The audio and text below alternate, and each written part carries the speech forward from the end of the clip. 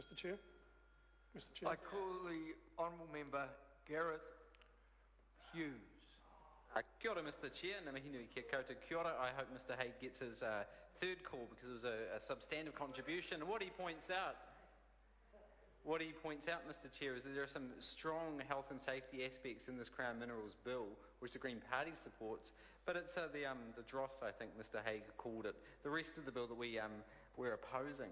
Mr Speaker, unlike the Minister of Energy, when he got up from the chair, I'm going to dispassionately stick to the facts. Mr Speaker, because what we saw from the Minister was an embarrassing display where he made up for a lack of substance with bombast, with bluster, with hyperbole, with name-calling. Mr Speaker, it was an embarrassing display from a Minister clearly on the defensive, a Minister who's losing the public debate. So in this call, Mr Speaker, what I want to talk about is the amendment, the supplementary order paper 205, introduced on Easter Sunday by Simon Bridges. Mr Speaker, it's been called the Petrobras Law. Greenpeace is calling it the Anadarko Amendment. I think historians in the future will call it a bridge too far. You know, it's not been a good day for the government, Mr Speaker. We've got leaks, we've got privacy breaches, government on the back foot when it comes to unlawfully spying on Kiwis, and here's the government spending their scarce legislative time focusing on criminalising a human right, Kiwis' freedom to protest on the sea. Mr Speaker, it's unneeded because we've got it going through the courts at the moment, the High Court, which the government is taking Elvis Teddy to the High Court. It's an overreaction because the penalties are far higher than what we have in the criminal statute, and it restricts Kiwis' freedom. It's a grotesque attack on Kiwis' rights.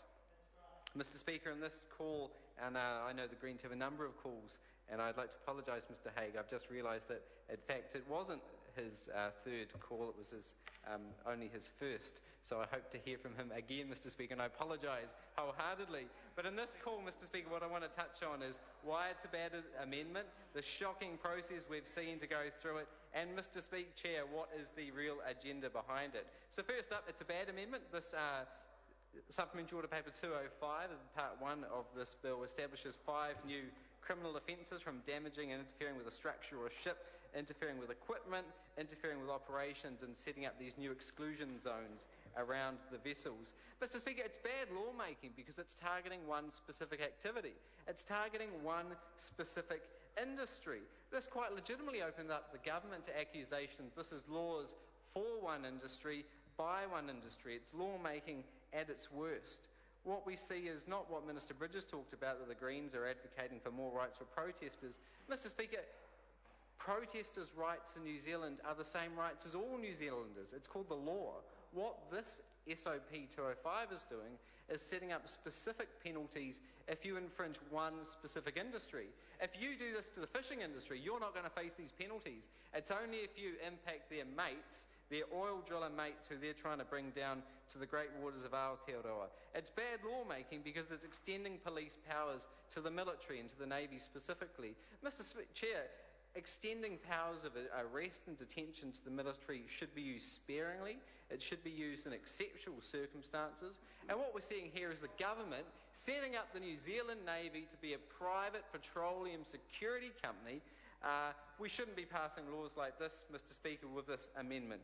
It interferes with freedom of navigation on the high seas, in the exclusive economic zone of New Zealand. We've got the legal opinion from Duncan Curry, an eminent international legal expert, who points out that when you look at the United Nations Convention on the Law of the Sea and, say, the Australian legislation, which Minister Bridges and Heatley have modelled the supplementary order paper from, they point out that the 500-metre exclusion zones only relate to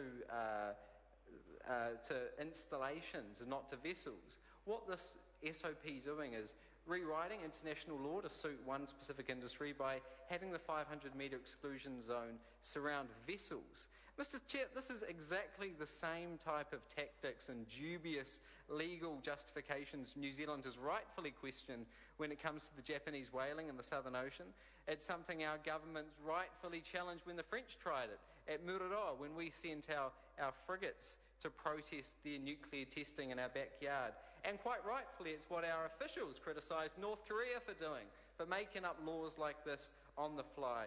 Mr Curry, I think, quite rightfully writes in the legal opinion, which the government has treated with disdain, that there is a good reason, he writes, that UNCLOS does not allow safety zones around vessels. in contrast to installations such as oil rigs, which are subject to the exclusive justification of the coastal state. Ships are principally subject to their flag state laws while sailing in the EEZ on the high seas. Safety zones around vessels would create confusing zones of coastal state jurisdiction around foreign flagged vessels. A very confusing state of affairs, he writes, which is not contemplated by UNCLOS or the law of the sea. So here we see Minister Bridges with no legal advice, Mr. Chair. I call Mr. the Chair. Honourable Phil Goff. Mr. Chairman, I want to first comment on the extraordinary contributions made by ministers in the chair tonight